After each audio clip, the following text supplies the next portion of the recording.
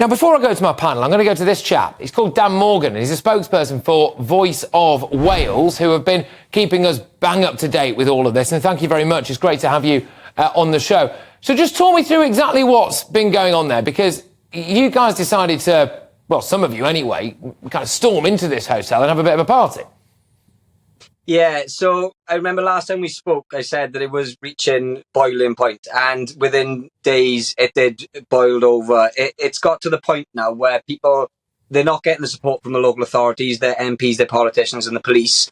There's nobody helping them or offering any assistance, so they are having to resort to taking matters into their own hands. Now, the idea of the going into the hotel yesterday was it's a civil matter because it's trespass, so the police can't actually ask you to leave.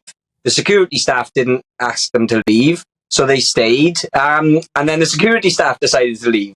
So, as you can imagine, then the hotel grounds are all completely open, and that's what they did. They went around the hotel. They even had their breakfast there in the morning. I think some of them had a picnic on the balcony. So, there was no damage or anything that I know of that was caused. It was simply just going in and making a statement that this is our hotel. I just think it is such a shame for people that they feel as though they will have to resort to trespass or crimes or whatever, even if it's civil matters, in order to try to protect their own community. And the reality is a lot of people in a lot of communities will feel very strongly about not having a migrant facility in their town, but won't feel comfortable kind of crossing that line, right? Whereas you guys were all right with that. Yeah, well, I think, the message that we've been seeing on social media is the protesters, the Welsh, they do take things in, Llanelli is famous for this sort of thing. You have the Rebecca riot started in Llanelli, you've got the rail strike and the riot started there, so there's a long history of the people, especially in that area of town. If they don't want something, it's not happening. And whether or not, there's other pictures that we've got where the whole hotel has been gutted. And it does not look like it's suitable for anybody at all to live in. But these people, they still see it obviously as their jewel in the crown of Llanelli, because it was such a big pull to the area and it has such a big effect on the wider community. But they're determined, and what they're doing, they should have been in by now, the migrants. They're not. So they're kicking the can down the road as much as possible, in the hope that hopefully they wash their hands of it and say it's not worth the hassle. But we're still yet to see what's going to come from the exactly. I'm hoping that we might be able to just see a couple more of those images or a little bit of that video again, just for a bit of context. Yeah, there we go. Exactly. So they've completely gutted it. That's the kind of stuff you were talking about there, Dad. I've got to ask, what's the state of play now then? So having occupied that hotel, where are you up to with it? What's going to happen?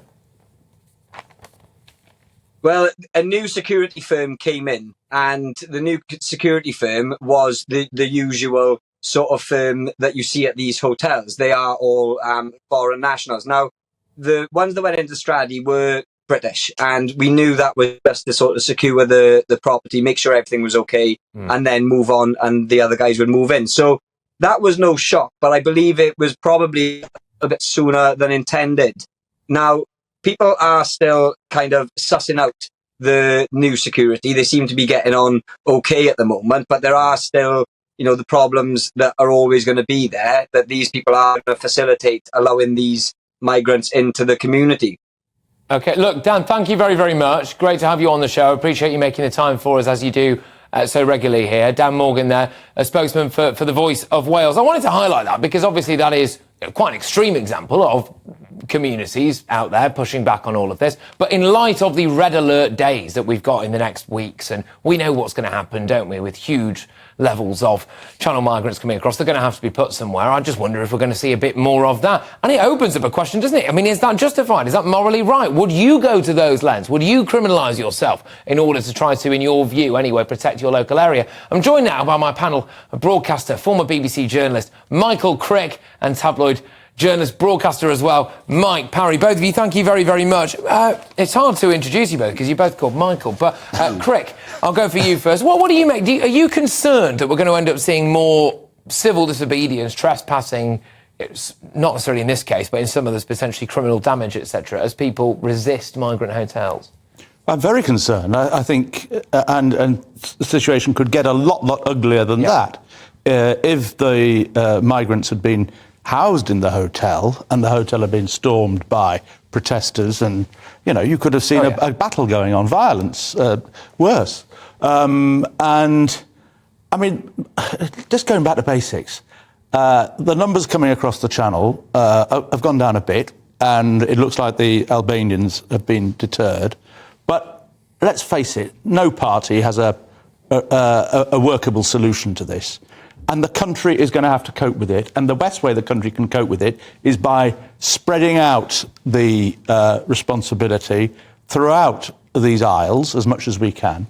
And I think in the years ahead, we're going to see more cross-channel migrants, not fewer. And unless you're proposing to have machine gun posts every 10 yards along the south coast, I don't actually think there's much you can do about it, and you have to accept. Now, it may not be that these are the most deserving cases, but these are the ones that have got here, and let's hope we can also bring in some deserving, a lot of other deserving cases as well. Yeah. But I mean, there is no easy answer. I mean, I would say to, is his name Dan? Dan, yes. Yeah. I mean, where do you think they should go instead? Well, this is the thing. I mean, we can get into all of that. Mike, do you think that people are justified in taking action, frankly, that breaks the law if they feel that strongly? Michael's makes a very good point. One of the reasons why so many people come here is because we are the most tolerant country in the world.